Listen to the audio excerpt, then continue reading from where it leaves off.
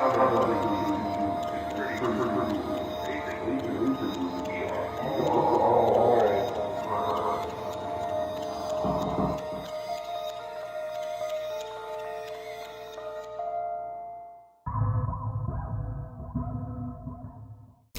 guys, welcome back to Psychic Celluloid Signals. Today we are at the Little Theater. And what are we checking out, Glenn? Hellraiser. Yes. I love this movie. Mm-hmm. Excellent body horror. Very just icky and creepy, and if you've seen it, you know what we're excited about. And they'll be playing it on 35mm, I believe. Yep. I think so. So that's awesome. And yeah, I'm just really stoked to see this one on the big screen. And thanks to the Little and Fright Rags for just putting on all these awesome films. Yeah. Thank you so much. Yeah. We're very lucky to have you both in Rochester. Yeah, it's pretty crazy. We wish that like more places around the world did stuff like you guys do. Yeah. Because it's really, we hear from people all around the world, and it's really a unique place. It is. Unique opportunities that we're really glad to have. So yeah. We'll stop rambling about it and go check it out and tell you what it was like. Alright guys, we just saw Hellraiser on 35mm in the theater. Wow. That was It was something. That was cooler than I even expected, and I expected it to be awesome. Yeah. First we want to just do a little quick channel announcement. We have just reached a milestone. We have over 100 subscribers now, just as of today, I believe. Mm-hmm. And I'd like to thank Illage Vidiot for the shout out and all the support that we've gotten recently. And we just want to thank all of our subs, both the newest ones and the ones that we've, the friends and subscribers that we've been meeting all along our journey. It's been about a year. Mm-hmm. We've been on YouTube, and it's been incredible so far. We've gotten to meet so many interesting people from all around the world, and just share video and comment back and forth with you guys, and it's really awesome. And we're glad to be a part of it, and we're really excited to see what the next year brings. Definitely. So before we talk about Hellraiser, there was actually a short film that we got to see before the screening, and it was done by a group of people who I think Ben from Fright Rags, who introduced it, said we're from Rochester. Yep. And they live in Los Angeles now, I think he said. Yeah. But they are formerly Rochesterians. They're they come from former Flower City freaks. They come from the land of Kodak. Yes. And Xerox. Yes. So the movie was called The Offer. We're gonna leave a link down below to the IMDb for this short film if anyone's interested in like looking more into it and stuff. But it was really interesting. I liked it. Yeah, same. It was very short and just right to the point. Mm-hmm. It was like a lot of like what we saw at the horror film festival. Some of the like shorter ones that were really not very complicated. There wasn't like a ton of things to it. It was just there was one thing, and it was executed really well, and it just and you get the setup and it did what it was meant to do. Yeah. It kind of felt to me a little bit like Urban Legends. Yeah. Like an updated version of like an urban legend kind of thing is what it felt like to me. I could see that. One of those like babysitter type urban legends. Yes. Definitely had the aspect of the infamous babysitter legend where babysitter gets a call. In this case, it was a text, and the caller, in this case Texter, was in the house upstairs with the baby and was going to murder them. So yeah, so it gave me that very eerie vibe like that, and it was also a very little eerie side note in my personal life. Last night I was reading all these different urban legends. Someone was in his house. He didn't know about it. Ate my baby. Yes. I was reading about all these urban legends and stuff on Snopes, and it was just weird that I was behind most of them. Yes, but this tied in to that whole thing, and it was cool. It's cool even if you weren't reading Snopes urban legends all night. Though I do recommend it. Also recommend the short film. Yes, and also read the Weird U.S. series. Just as an aside. Yes, that was good stuff. Yeah. But anyway, we will talk about Hellraiser now. And wow, seeing some of the body horror aspects on the scene, just the goopy images, it was wonderful. Seeing it on the big screen, it felt like you were there. It felt like you could almost touch Frank's appendage popping out of the ground, or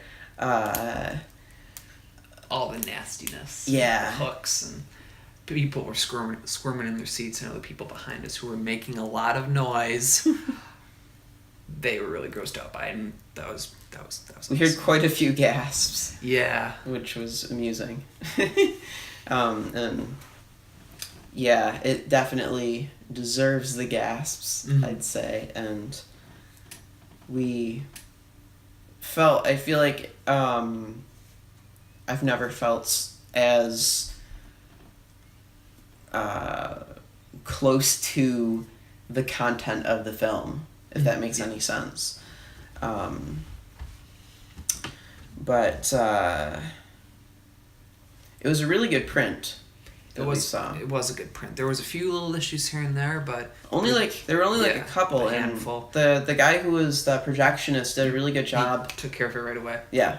But otherwise, the print looked really nice. I love the Hellraiser films. It doesn't matter what print you're watching or whatever. It has this like film grain to it. It just makes it feel like gritty and creepy, and it adds to it. Yeah. The atmosphere. Yeah.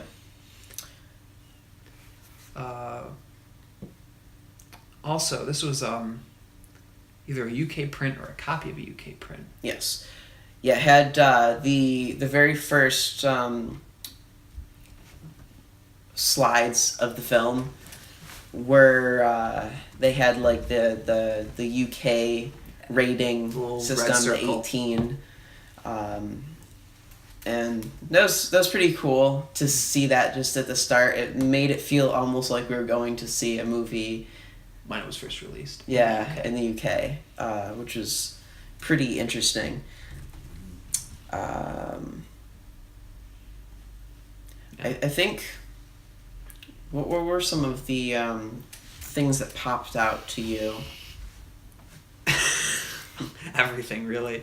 I've seen this film a few times now, and I guess the main thing that popped out to me is the fact that it still affects me. There's very few horror films that still affect me in any way that's noticeable.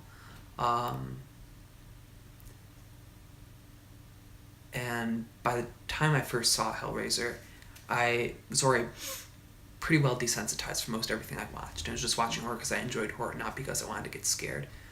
And it still disturbed me and affected me the first time, and it continues to. And so that really stood out to me. I think that shows how good of a film it is. Yeah. Yeah, it's I think some of the stuff that stood out to me obviously was, well, one thing I guess that's a little bit less obvious than going for the Cenobites, which I was just about to mention, which obviously that all the Cenobite scenes just pop right out. But right before one of the first like longer Cenobite scenes, we're in the hospital, and Kirsty's sitting there, and the box has been tinkered with, and things start to happen, like the wall, like it gets all black, and there's like light coming through the cracks in the wall, and the television, which was showing images of flowers like blossoming, starts to show all these flowers like all just like opening up and kind of decaying, and you see this bag of like IV saline, and this blood starts coming up into it and bursts out. I love that scene. It's so horrifying. I imagine myself in that position, being in a hospital in a locked room, and then that stuff starts happening. It's truly disturbing, and I feel like in this film, that's one of the creepier parts of the film to me. I don't hear as many people like mention that little snippet of the film, but it's just so disturbing, and if you like look at it from Kirsty's perspective, you would not know how to interpret that at all, except for just horror. Like, you'd think you were psychotic at that point. It's one of the scenes that really stands out to me is the scene right after where the wall opens up, the hospital wall, and she goes into the dark hallway that just seems to indefinitely go on. I know when I first saw the film, that really got to me. I can't quite explain why, but it always does, and it did this time around. And then, of course, that weird scorpion, body horror, mutant, whatever it is, comes scuttling towards her. That's always fun. Yes. I'm trying to think of... we were talking a little bit before we started shooting about a lot of the things that aren't included in this film. For instance, various, like, personal backgrounds, for instance. The relationships between, like, say, those different friends, and people's, like, their specific employment, all these different things. Like, they don't tell you at all what any of it is, but it doesn't matter. It doesn't matter, and it makes it even more jarring. Yeah, it's more jarring, and it's more open to interpretation, which makes it more accessible. Yep. I'd say.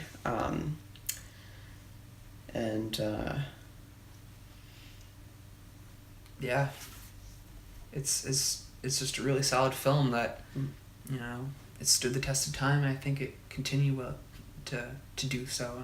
And it was a blast seeing it on 35mm at the Little with Fright Rags. Yeah, for sure. Thank you, both of you guys. Yes.